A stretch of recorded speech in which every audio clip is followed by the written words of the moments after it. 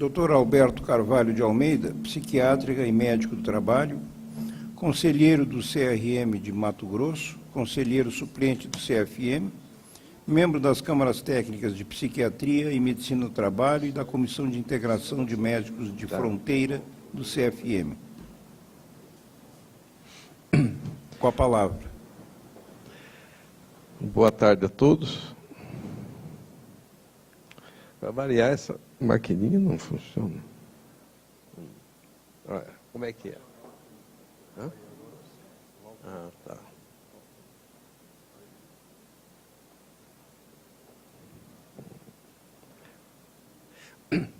Em relação ao conflito de interesse, não tenho conflito, porque com quase 30 anos de atividade conselhal, o meu interesse é só esse, em luta da atividade médica, das condições de trabalho e do interesse da saúde da população.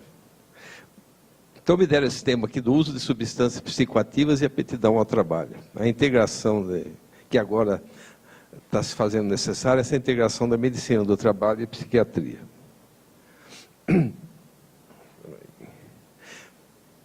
A substância... Deixa eu ver se é isso. Tá.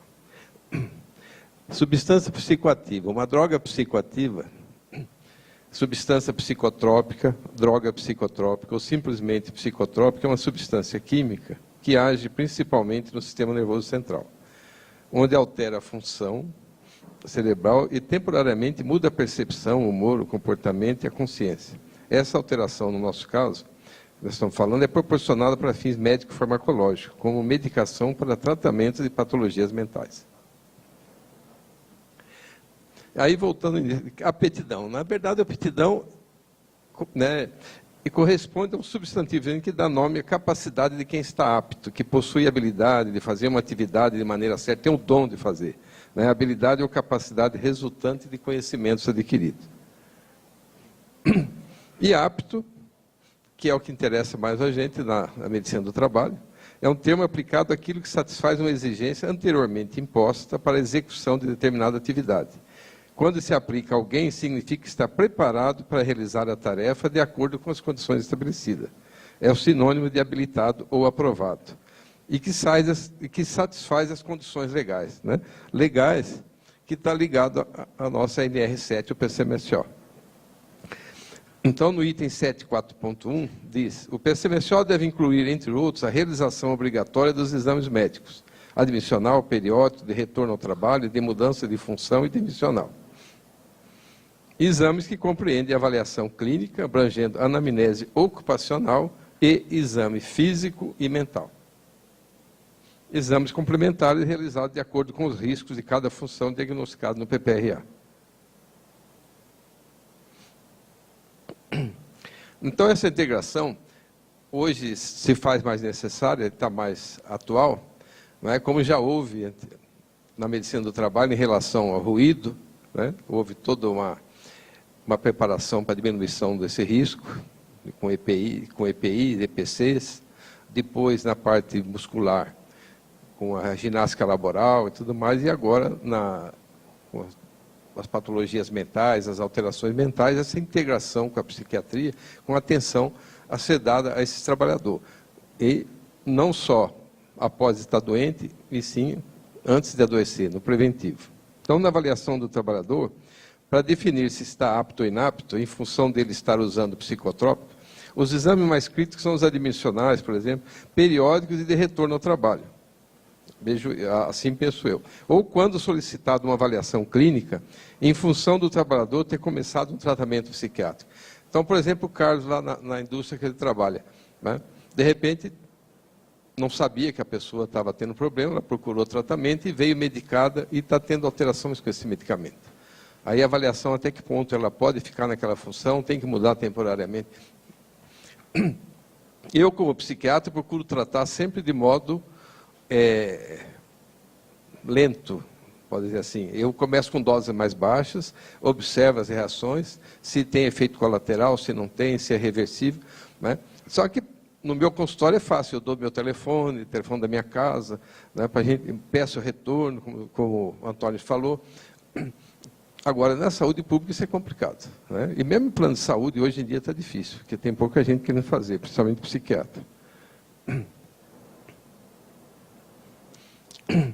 E aí, falando um pouco dos grupos dos psicotrópicos, os mais usados são os hipnóticos, né, indutores do sono, ansiolíticos, antidepressivos, antipsicóticos, estabilizadores do humor, anticonvulsivantes. E ainda, de certo modo, podemos acrescentar os fitoterápicos meio relaxantes, que levam alterações para o trabalho. Eu vou falar aqui vários efeitos colaterais, apesar que os que mais interessam são os de insônia, a sedação, a ataxia, né? No caso do primeiro, amnésia anterógrada, discurso empastado, náusea. Aí você, no outro grupo, sedação, tontura, fraqueza, ataxia, amnésia anterógrada, perturbação do desempenho motor, náusea e hipotensão leve, sedação. Então, desses grupos todos, né, todos os assuntos mais importantes é a sedação, é a diminuição da atividade física, né? A concentração diminui, o raciocínio diminui, a atuação motora diminui, os reflexos estão lentos, então isso leva a arriscar, dependendo do tipo de trabalho que ele tem. Se ele trabalha em uma máquina, se ele trabalha dirigindo ônibus, se ele trabalha pilotando avião. Então, por isso que esse início de tratamento é mais complicado. E, claro, dependendo da intensidade da patologia, ele precisa ser afastado. E aí avaliar o remédio, né? Porque a intensidade, ou você pega paciente com 3, 4, 5 remédios, pega outro com um só, com subdose. Então, o médico do trabalho tem que começar a ter uma atenção a isso, no sentido de avaliar até que ponto essa pessoa está sendo bem tratada ou maltratada. Aí você vê, em caso de perícia, eu já vi paciente há anos afastado, tomando um antidepressivo, um ansiolítico à noite, e não melhora. Então, não tem lógica, né? Não está sendo tratado. Mas ele quer, de repente, continuar assim, nessa situação de maltratado, mas de licença, ele não quer mais trabalhar. E outros, qual o risco? De querer trabalhar sob o efeito da medicação, com diminuição de capacidade. Isso é um perigo. Então, a necessidade de avaliação. E não é só a questão da medicação. Antes de começar um tratamento, a questão do sofrimento, porque pode acontecer de repente esse sofrimento, né? O marido ou a esposa, de repente, fica sozinho, é traído, e entra, de repente, da noite para o dia, num quadro de desespero. Isso aí pode atrapalhar o desempenho dele, favorecer acidente. Ou porque ficou chateado, ficou com raiva, sofrendo, começou a beber muito de uma noite para outra, de uns dias para o outro, e começa a alterar. Então, enquanto estava ouvindo aqui o Antônio Geraldo, eu estava pensando quanto nas grandes empresas, principalmente, tudo mais, seria importante ter um serviço de ouvidoria, para poder ajudar essas pessoas antes que a situação complique. Não é? E eu costumo dizer que a gente tem uns 5 polos de ação, ou de atuação, ou de atenção, principalmente, né? Para poder conversar com essas pessoas. Né? Como é que está a vida pessoal? Está bem a sua vida? Familiar, marido, mulher, filhos. Familiar de irmãos, pais, mães. Atividade financeira, como é que está? Tem dívida? Não tem. Afetiva, está bem afetivamente? Está mal? Como é que está a relação? Sexual, tem algum problema? Então, tem um mini roteiro que dá para o médico do trabalho estar tentando ajudar essa pessoa, como ele soube que a pessoa aquela mulher está, de repente, saindo toda hora para o banheiro chorar, não está desempenhando direito, não está atuando, era boa. Conversar para poder avaliar, ajudar a encaminhar um tratamento. Né? Não esperar que a coisa complique. Então, antecipar e aí encaminhar para um tratamento mais efetivo.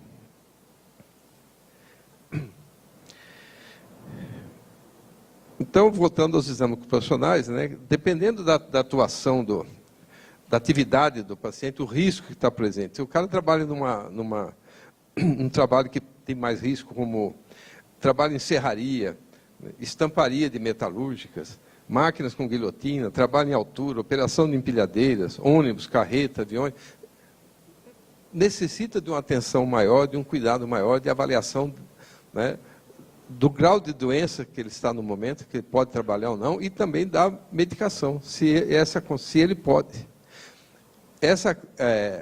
Tanto a modernidade como a crise atual do país trouxe um problema aditivo. As fábricas, as empresas são todas enxutas, em termos de função. Então, quando você pede para mudar a função de alguém, mesmo que seja temporariamente, é um Deus nos acuda, é um desespero, é uma briga, não quer, não pode, demanda para o INSS. O INSS não aceita.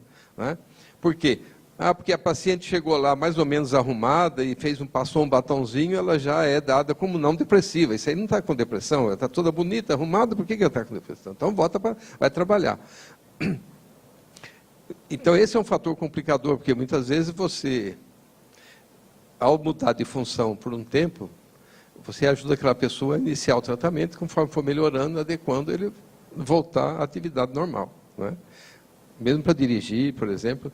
Então, não é o fato dele estar tomando medicamento que, de repente, ele não vai poder.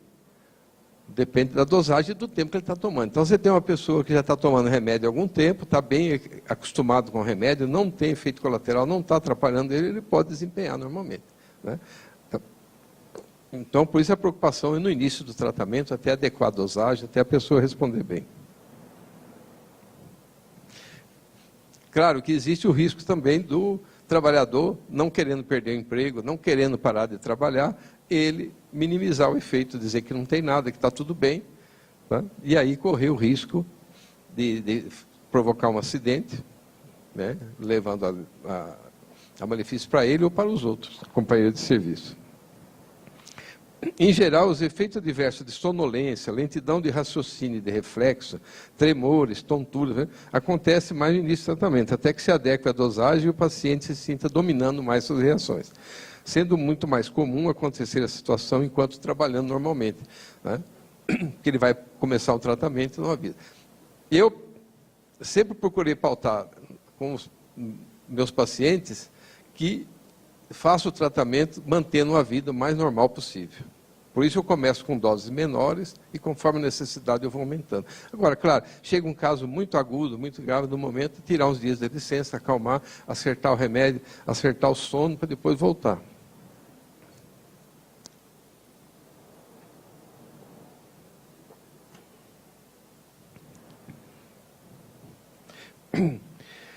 Então, é uma situação difícil, por exemplo, um trabalhador usando vários medicamentos em altas doses, como pode acontecer com psicóticos, sob controle. Tá? Mas aí ele é liberado para a INSS para voltar ao trabalho. Como você vai adequá-lo? Né? Se é uma função mais administrativa, então você tem condições, mesmo assim, ele não vai produzir como os outros. Então, pode gerar um clima. Eu estou vivendo isso na minha clínica de medicina do trabalho, em que uma funcionária que era recepcionista, entrou em surto psicótico, ficou uns 2 anos afastada e voltou a trabalhar, né, com altas doses mais de 1.000 miligramas de clozapina. E aí, a crise apertando, né, e o que eu faço agora? Bom, em todo caso, arrumei um canto para ela, começa um serviço mais leve. Hoje já está com 2 meses, 3 meses, já está com 300 miligramas de clozapina e está se adaptando, está voltando a produzir aos poucos. Mas deu para fazer isso, né? E quando não dá. Né? Por exemplo, empresa de ônibus. Ele é motorista, põe ele para outra função, não pode. Por quê? Porque ele ganha mais que o outro, daquela função ele não pode ficar ganhando mais. Então essas complicações burocráticas e trabalhistas atrapalham muito.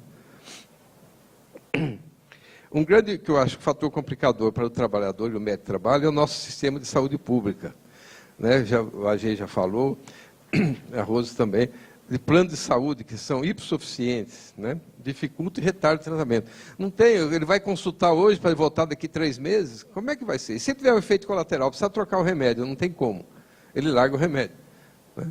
Se não está melhorando, não tem o que fazer, porque até ele voltar, e nos planos de saúde também está acontecendo isso, quer dizer, não está tendo mais agenda fácil para tratar.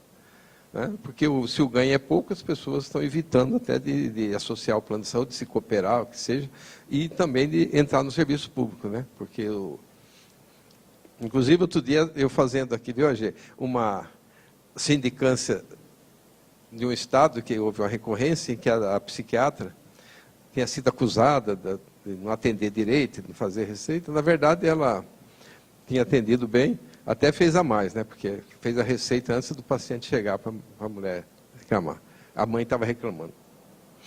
Mas aí, ela, na defesa dela, ela disse que atendia lá no CAPS, junto com a psicóloga, com a assistente social, com a enfermeira.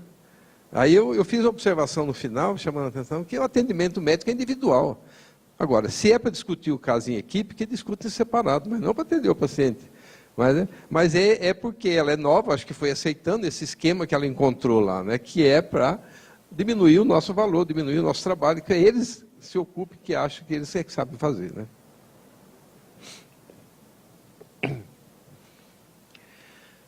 E aí, qual a importância dessa integração atual do médico do trabalho estar mais atento aos problemas psiquiátricos, às patologias, né? Porque nos últimos 4 anos, transtornos mentais e comportamentais, como altos níveis de estresse, foram a 3ª maior causa de afastamento dos trabalhadores brasileiros. Mais de 17 mil casos de concessão do auxílio-doença e da aposentadoria por invalidez foram registrados entre 2012 e 2016. Com esse motivo, segundo o boletim quadrimestral sobre benefícios por incapacidade divulgado pelo governo. Então, o número está aumentando, e inclusive números de processos, né? Estresse pós-traumático em casos de assaltos. Lá em Mato Grosso, só as agências de correio, ano passado, teve mais de 150 assaltos, né? Só eu fiz mais de 10 perícias de trabalhadores reclamando de estresse pós-traumático, de depressão, após 1 ou 2 assaltos com arma na cabeça, aquelas coisas todas. E está ficando complicado atender tudo isso. Porque a estrutura que existe é muito ruim, não tem, né? Então a gente tem que melhorar tudo no país, não é fácil não. E eu tem um vídeo aí para passar para mim, por favor?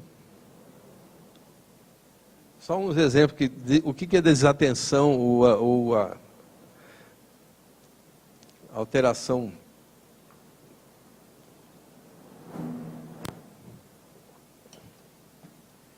Cadê a central lá dele? Tem uns vídeos para passar.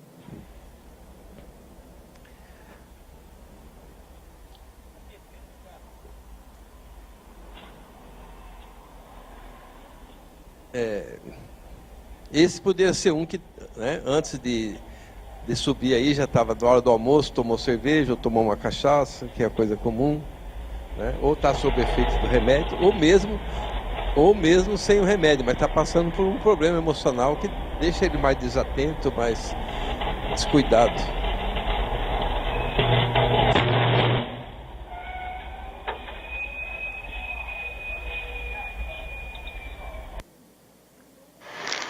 I doubt this is going to happen to somebody who wants to. Here, go ahead, Mom.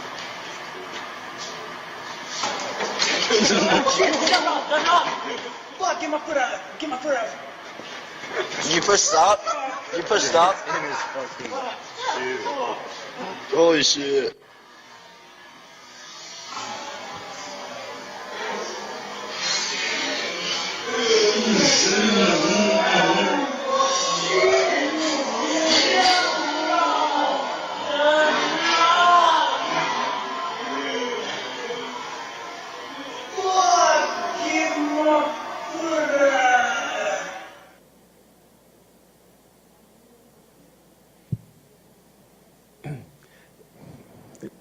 Esse aqui foi menos grave. Podia até pular isso aí e passar para o outro, porque isso aí não tem tanta. Aí. Esse trabalhador faleceu, quebrou o pescoço.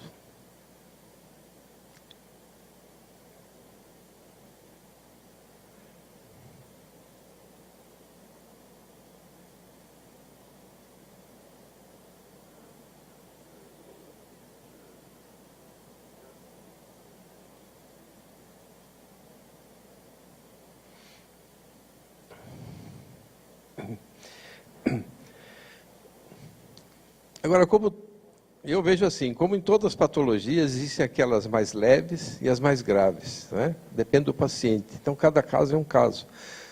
Não é porque o paciente é esquizofrênico que ele está já literalmente incapaz. Eu tenho paciente esquizofrênico que é policial civil, que trabalha com arma, e tudo está controlado há muitos anos, não tem surto, não tem nada, está feliz da vida com a família dele.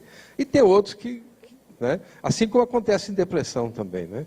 Uma depressão que houve um motivo e de repente esse motivo foi resolvido, ele tende a ficar bem. A outra depressão, doença crônica, ele vai ter que cuidar a vida toda, não tem como deixar de fazer isso. Então, o fato de ter um diagnóstico não quer dizer que ele seja totalmente maléfico ou benéfico, depende de cada caso. Assim como a dosagem dos medicamentos, né? Cada um tem uma reação. Então tem paciente que fala, doutor, você quer me matar com esse remédio? Eu dormi 24 horas. Aí chega outro e fala, esse aqui é refresco, não fez nada, você não tem outro. Então, há necessidade de a gente acompanhar de perto e ter uma ideia de como que é a reação da pessoa com cada medicamento. E aí o médico do trabalho possa estar avaliando isso nas entrevistas com ele. Né? Tá? A princípio, obrigado.